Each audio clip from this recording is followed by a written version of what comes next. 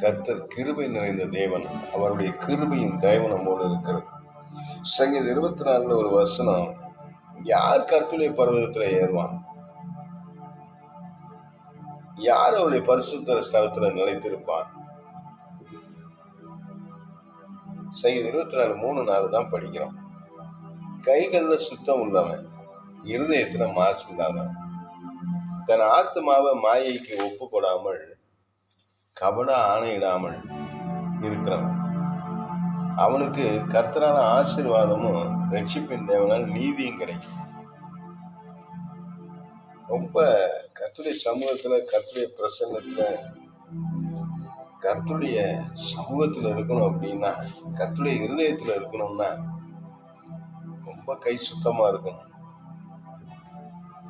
தீங்கு செய்யக்கூடாது, அநியாயம் செய்யக்கூடாது, அக்கிரமம் செய்யக்கூடாது. இருதயம் சுத்தமா இருக்கணும். ஆத்மா போய் மாயையான களியாட்டுகளுக்கு ஒப்பு கொடுத்துடக்கூடாது.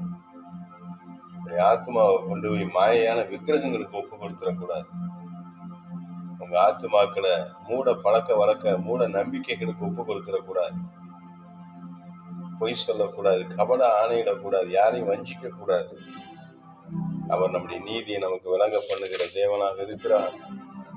கர்த்தர் ஆசீர்வதிப்பார், ரட்சிப்பின் தேவன் நீதியை தருவார். எந்த விதமான கர்த்தருக்கு விரோதமான காரியங்களை செய்யாமல், மனிதர்களுக்கு தீங்கு இழைக்காமல் இருக்கிற பொழுது தேவனுடைய ஆசீர்வாதத்துக்கு தடையே இருக்க முடியாது. நாள் முழுவதும் தேவ உங்களோடு இருப்பதாக.